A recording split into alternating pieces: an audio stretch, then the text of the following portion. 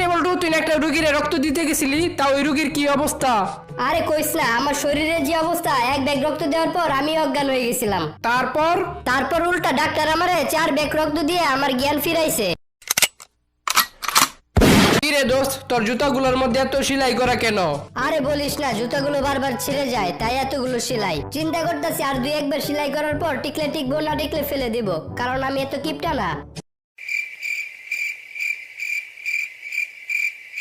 দোস্ত জানোস, আজকে একটা দারুণ ঘটনা ঘটেছে। তাই নাকি দোস্ত? তা কি ঘটনা?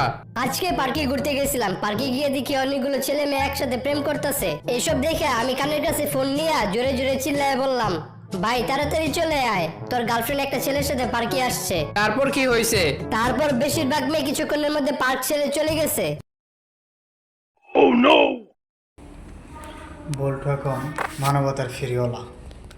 দেখুন কিভাবে হাসাবে, বল্টুর জোশ দেখুন এবং হাসাবে।